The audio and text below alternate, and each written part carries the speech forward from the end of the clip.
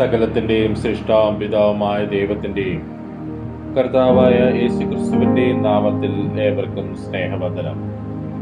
ഇന്ന് മെയ് 28. ഇന്ന് നമ്മൾ വായിക്കുന്ന ആദ്യത്തെ വായനാഭാഗം യോശുവ 14 അധ്യായം. യോശുവ 14 അധ്യായം 1 വാക്യം മുതൽ. കനാൻ ദേശത്ത് ഇസ്രായേൽ മക്കൾക്ക് അവകാശമായി ലഭിച്ച ദേശങ്ങളാവിത്. പുരോഹിതനായ എലയാസറും നൂന്റെ മകനായ യോശുവയും ഇസ്രായേൽ ഗോത്രപിതാക്കന്മാരിൽ തലവന്മാരും ഇവ അവർക്ക് വിഭാഗിച്ചു കൊടുത്തു. യഹോവ മോശ മുഖാന്തരം കൽപ്പിച്ചതുപോലെ 9 ഗോത്രങ്ങൾക്കും ചീട്ടിട്ടായിരുന്നു അവകാശം ഭാഗിച്ചു കൊടുത്തത്. 2.5 ഗോത്രങ്ങൾക്ക് മോശ യോർദാൻ അക്കരെ അവകാശം കൊടുത്തിരുന്നു. ലേവ്യർക്കോ അവരുടെ ഇടയിൽ ഒരു അവകാശവും കൊടുത്തില്ല. യോസേഫിന്റെ മക്കൾ മനശ്ശെ, എഫ്രൈം എന്ന് 2 ഗോത്രമായിരുന്നു. ലേവ്യർക്ക് പാർപ്പാൻ പട്ടണങ്ങളും അവരുടെ കന്നുകാലികൾക്കും മൃഗസമ്പത്തിനും വേണ്ടി പുൽപ്പുറങ്ങളും അല്ലാതെ ദേശത്തിൽ ഓഹരിയൊന്നും കൊടുത്തില്ല. യഹോവ മോശയോട് കൽപ്പിച്ചതുപോലെ തന്നെ ഇസ്രായേൽ മക്കൾ അനുസരിച്ച് ദേശം വിഭാഗിച്ചു. അനന്തരം യഹൂദ മക്കൾ ഗിൽഗാലിൽ യോശുവയുടെ അടുക്കൽ വന്നു. കെനിസ്യനായ യെഫുന്നെയുടെ മകൻ കാലേബ് അവനോട് പറഞ്ഞത്, യഹോവ എന്നെയും നിന്നെയും കുറിച്ച് ദൈവപുരുഷനായ മോശയോട് കാദേശ് ബർന്നയിൽ വെച്ച് പറഞ്ഞ കാര്യം നീ അറിയുന്നുവല്ലോ. യഹോവയുടെ ദാസനായ മോശ കാദേശ് ബർന്നയിൽ നിന്ന് ദേശത്തെ ഒറ്റുനോക്കുവാൻ എന്നെ അയച്ചപ്പോൾ എനിക്ക് 40 വയസ്സായിരുന്നു. ഞാൻ വന്ന് എന്റെ മനോബോധപ്രകാരം അവനോട് മറുപടി പറഞ്ഞു. എന്നോടുകൂടെ പോന്നിരുന്ന സഹോദരന്മാർ ജനത്തിന്റെ ഹൃദയം ഉരുകുമാറാക്കി. ഞാനോ എന്റെ ദൈവമായ യഹോവയുടെ പൂർണ്ണമായി പറ്റി നിന്നു.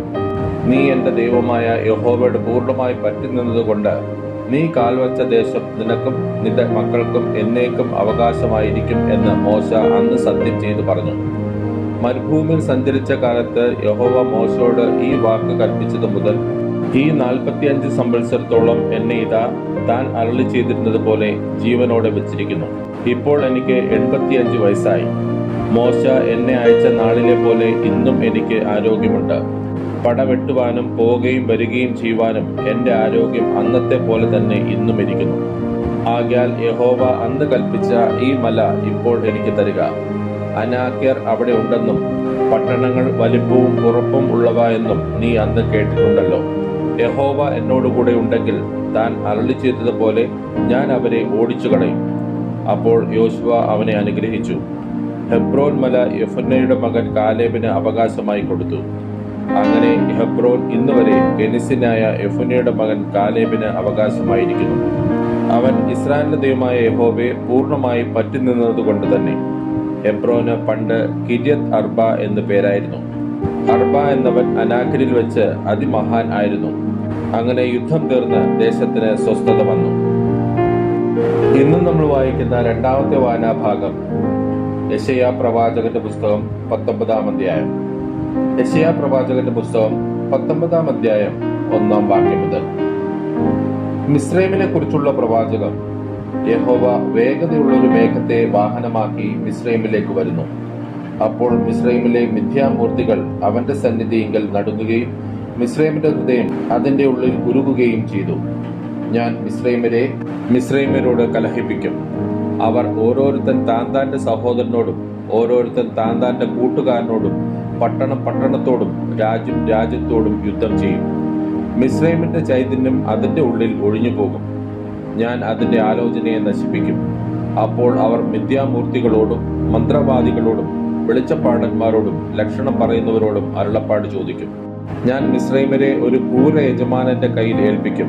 ഉഗ്രനായ ഒരു രാജാവ് അവരെ ഭരിക്കും എന്ന് സൈന്യങ്ങളുടെ യഹോവയായ കർത്താവ് അരുളി ചെയ്യുന്നു. സമുദ്രത്തിൽ വെള്ളം ഇല്ലാതെയാകും. നദി വറ്റി ഉണങ്ങിപ്പോകും. നദികൾക്ക് നാറ്റം പിടിക്കും. മിസ്രൈമിലെ തോടുകൾ വറ്റി ഉണങ്ങും. ഞാങ്ങണയും വേഴവും വാടിപ്പോകും. നദിക്കരികെയും നദീതീരത്തുമുള്ള പുൽപ്പുറങ്ങളും നദീതീരത്ത് വിതച്ചതൊക്കെയും ഉണങ്ങിപ്പറന്ന് ഇല്ലാതെയാകും. മീൻ പിടിക്കുന്നവർ വിലപിക്കും. നദിയിൽ ചൂണ്ടൽ ഇടുന്നവരൊക്കെയും ദുഃഖിക്കും. വെള്ളത്തിൽ വല വീശുന്നവർ വിഷാദിക്കും. ചീകി വെടിപ്പാക്കിയ ചണം കൊണ്ട് വേല ചെയ്യുന്നവരും വെള്ളത്തുണി നെയ്യുന്നവരും ലജ്ജിച്ചു പോകും. രാജ്യത്തിന്റെ തൂണുകളായിരിക്കുന്നവർ തകർന്നു പോകും. കൂലിവേലക്കാർ മനോവ്യസനത്തോടെയിരിക്കും. സോവനിലെ പ്രഭുക്കന്മാർ കേവലം ഭോഷന്മാരത്രേ. ഫറവോന്റെ ജ്ഞാനമേറിയ മന്ത്രിമാരുടെ ആലോചന ഭോഷത്വമായി തീർന്നിരിക്കുന്നു. ഞാൻ ജ്ഞാനികളുടെ മകൻ, പുരാതന രാജാക്കന്മാരുടെ മകൻ എന്നീ പ്രകാരം നിങ്ങൾ ഫറവോനോട് പറയുന്നത് എങ്ങനെ? നിന്റെ ജ്ഞാനികൾ എവിടെ? അവർ ഇപ്പോൾ നിനക്ക് പറഞ്ഞു തരട്ടെ. സൈന്യങ്ങളുടെ യഹോവ മിസ്രൈമിനെ കുറിച്ച് നിർണയിച്ചത് അവർ എന്തെന്ന് ഗ്രഹിക്കട്ടെ. സോവനിലെ പ്രഭുക്കന്മാർ ഭോഷന്മാരായി തീർന്നിരിക്കുന്നു. നോഫിലെ പ്രഭുക്കന്മാർ വഞ്ചിക്കപ്പെട്ടിരിക്കുന്നു. മിസ്രൈമിലെ ഗോത്രങ്ങൾക്ക് മൂലക്കല്ലായിരിക്കുന്നവർ അതിനെ തെറ്റിച്ചു കളഞ്ഞു. യഹോവ അതിന്റെ നടുവിൽ മനോവിഭ്രമം പകർന്നു. ലഹരി പിടിച്ചവൻ തന്റെ ഛർദിയിൽ ചാഞ്ചാടി നടക്കുന്നത് പോലെ അവർ മിസ്രൈമിനെ അതിന്റെ സകല പ്രവൃത്തിയിലും തലയോ വാലോ പനമ്പട്ടയോ ഓട്ടപ്പുല്ലോ നിർവഹിക്കേണ്ടുന്ന ഒരു പ്രവൃത്തിയും മിസ്രൈമിന് ഉണ്ടായിരിക്കുകയില്ല. അന്നാളിൽ മിസ്രൈമർ സ്ത്രീകൾക്ക് തുല്യരായിരിക്കും. സൈന്യങ്ങളുടെ യഹോവ അവരുടെ നേരെ കൈ ഓങ്ങുന്നത് നിമിത്തം അവർ പേടിച്ചു വിറയ്ക്കും. യഹൂദാദേശം മിസ്രൈമിന് ഭയങ്കരമായിരിക്കും. അതിന്റെ പേർ പറഞ്ഞു കേൾക്കുന്നവരൊക്കെയും സൈന്യങ്ങളുടെ യഹോവ അതിന് വിരോധമായി നിർണയിച്ച നിർണയം നിമിത്തം ഭയപ്പെടും. അന്നാളിൽ മിസ്രൈം ദേശത്തുള്ള 5 പട്ടണങ്ങൾ കനാൻ ഭാഷ സംസാരിച്ച് സൈന്യങ്ങളുടെ യഹോവയോട് സത്യം ചെയ്യും. ഒന്നിന് സൂര്യനഗരം ഈർ ഹഹേരേസ് എന്ന് പേർ വിളിക്കപ്പെടും. അന്നാളിൽ മിസ്രൈം ദേശത്തിന്റെ നടുവിൽ യഹോവയ്ക്ക് ഒരു യാഗപീഠവും അതിന്റെ അതിർത്തിയിൽ യഹോവയ്ക്ക് ഒരു തൂണും ഉണ്ടായിരിക്കും. അത് മിസ്രൈം ദേശത്ത് സൈന്യങ്ങളുടെ യഹോവയ്ക്ക് ഒരു അടയാളവും ഒരു സാക്ഷ്യവുമായിരിക്കും. പീഡകന്മാർ നിമിത്തം അവർ യഹോവയോട് നിലവിളിക്കും. അവൻ അവർക്ക് ഒരു രക്ഷകനെ അയക്കും. അവൻ പൊരുതി അവരെ വിടുവിക്കും. അങ്ങനെ യഹോവ മിസ്രൈമിന് തന്നെ വെളിപ്പെടുത്തുകയും മിസ്രൈമർ അന്ന് യഹോവയെ അറിഞ്ഞ് യാഗവും വഴിപാടും കഴിക്കുകയും യഹോവയ്ക്ക് ഒരു നേർച്ച നേർന്ന് അതിനെ നിവർത്തിക്കുകയും ചെയ്യും. യഹോവ മിസ്രൈമിനെ അടിച്ചിട്ട് അവൻ വീണ്ടും അവരെ സൗഖ്യമാക്കും. അവർ യഹോവയെങ്കിലേക്ക് തിരികെയും അവൻ അവരുടെ പ്രാർത്ഥന കേട്ട് അവരെ സൗഖ്യമാക്കുകയും ചെയ്യും. അന്നാളിൽ മിസ്രൈമിൽ നിന്ന് അശൂരിലേക്ക് ഒരു പെരുവഴി ഉണ്ടാകും. അശൂര്യർ മിസ്രൈമിലേക്കും മിസ്രൈമർ അശൂരിലേക്കും ചെല്ലും. മിസ്രൈമർ അശൂര്യരോടുകൂടെ ആരാധന കഴിക്കും. അന്നാളിൽ ഇസ്രായേൽ ഭൂമിയുടെ മധ്യേ ഒരു അനുഗ്രഹമായി മിസ്രൈമിനോടും അശൂരിനോടും കൂടെ മൂന്നാമതായിരിക്കും. സൈന്യങ്ങളുടെ യഹോവ അവരെ അനുഗ്രഹിച്ചു.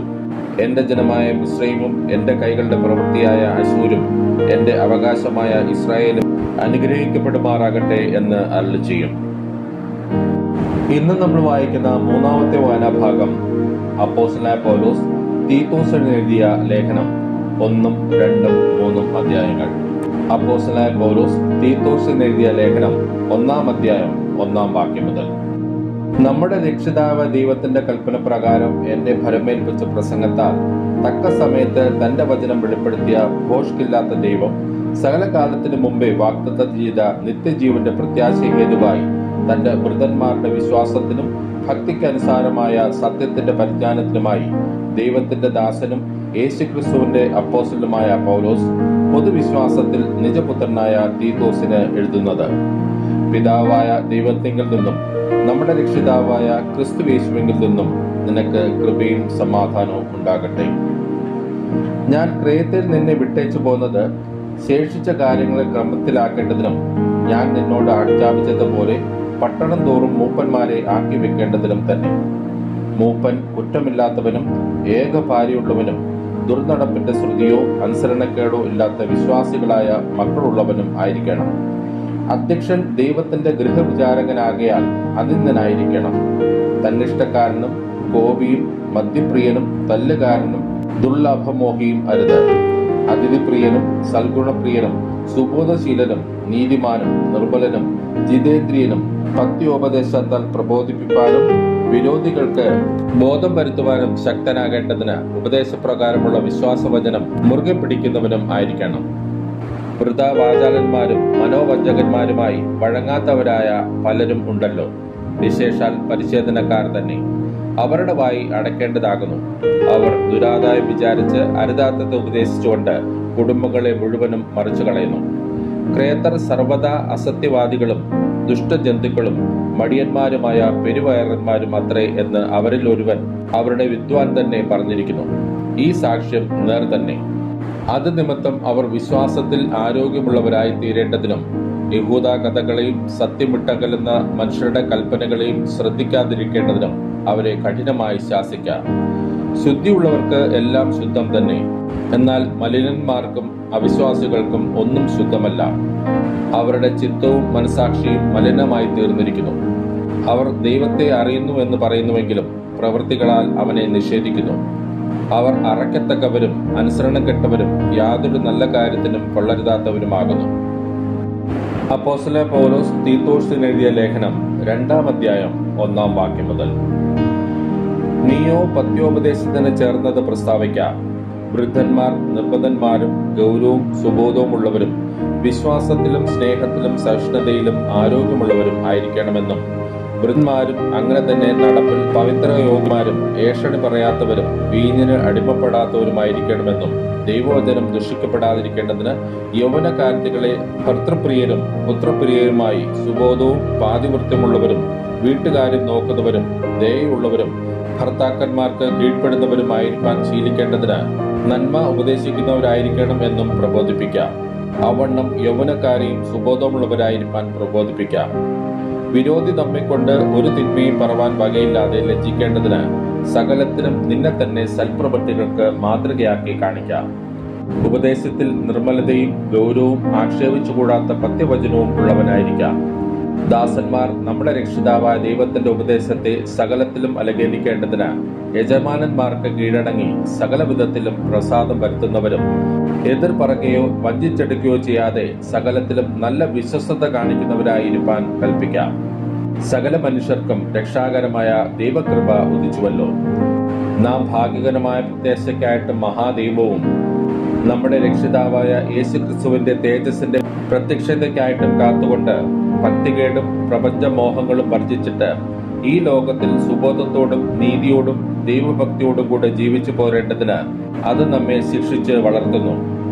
അവൻ നമ്മെ സകല അധർമ്മത്തിൽ നിന്നും വീണ്ടെടുത്ത് സൽപ്രവൃത്തികളിൽ ശുഷ്കാന്തിയുള്ളൊരു സ്വന്തം ജനമായി തനിക്ക് ശുദ്ധീകരിക്കേണ്ടതിന് തന്നെത്താൻ നമുക്ക് വേണ്ടി കൊടുത്തു. ഇത് പൂർണ്ണ ഗൗരവത്തോടെ പ്രസംഗിക്കുകയും പ്രബോധിക്കുകയും ശാസിക്കുകയും ചെയ്യുക. ആരും നിന്നെ തുച്ഛീകരിക്കരുത്. അപ്പോസ്തലനായ പൗലോസ് തീത്തോസിന് എഴുതിയ ലേഖനം 3-ാം അധ്യായം 1-ാം വാക്യം മുതൽ. വാഴ്ചകൾക്കും അധികാരങ്ങൾക്കും കീഴടങ്ങി അനുസരിപ്പാനും സകല സൽപ്രവൃത്തിക്കും ഒരുങ്ങിയിരിപ്പാനും ആരെക്കൊണ്ടും ദൂഷണം പറയാതെയും കലഹിക്കാതെയും ശാന്തന്മാരായി സകല മനുഷ്യരോടും പൂർണ്ണ സൗമ്യത കാണിപ്പാനും അവരെ ഓർമ്മപ്പെടുത്തുക.